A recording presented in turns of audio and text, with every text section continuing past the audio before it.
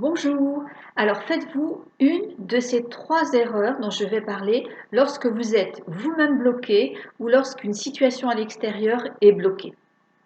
La première erreur à vous demander, à savoir si vous la faites ou pas, c'est est-ce que lorsque vous êtes bloqué à l'intérieur de vous, lorsque vous avez vraiment un blocage comme ça, vous n'arrivez plus à avancer, ou lorsque c'est un projet qui est en train de coincer, de stagner, est-ce que vous n'avez pas tendance à vous dévaloriser?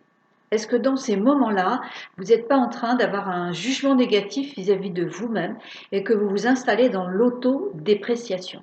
Ça, c'est la première erreur dans laquelle on peut s'installer. Identifiez si vous avez cette, euh, cette attitude un peu systématique lorsque vous êtes en situation de blocage. La deuxième erreur, c'est lorsque vous êtes toujours face à une circonstance qui est en train de se cristalliser ou lorsque, à l'intérieur de vous, vous sentez que ça crispe et que vous êtes coincé, vous êtes bloqué. Est-ce que vous n'avez pas aussi là la tendance à vous mettre une énorme pression?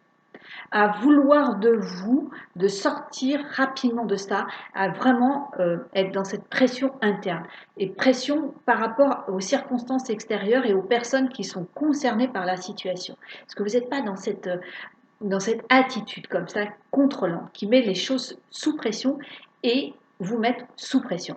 Ça, c'est la deuxième erreur à identifier.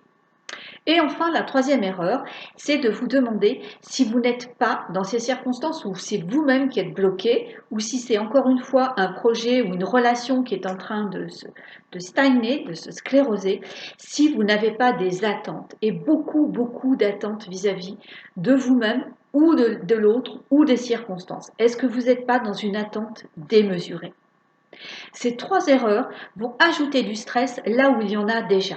Donc on comprend très vite que ce ne sont pas des solutions et que ce sont plutôt des pièges dans lesquels nous tombons. Et moi la première, je tombais assez systématiquement par le passé dans voire 3 de ces erreurs-là.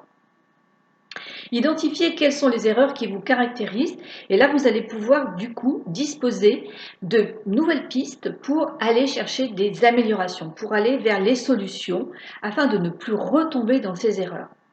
Et si vous désirez creuser, si vous voulez aller un petit peu plus loin dans ces situations, en tout cas ne pas tomber dans l'autodévaluation, dans la pression systématique et encore moins dans des attentes démesurées, contactez-moi pour une séance découverte de 30 minutes. Une séance qui est offerte pendant laquelle nous pourrons discuter ensemble de ces erreurs que vous commettez, que j'ai commises par le passé, afin de voir quelles sont les pistes d'amélioration qui pourraient vous concerner.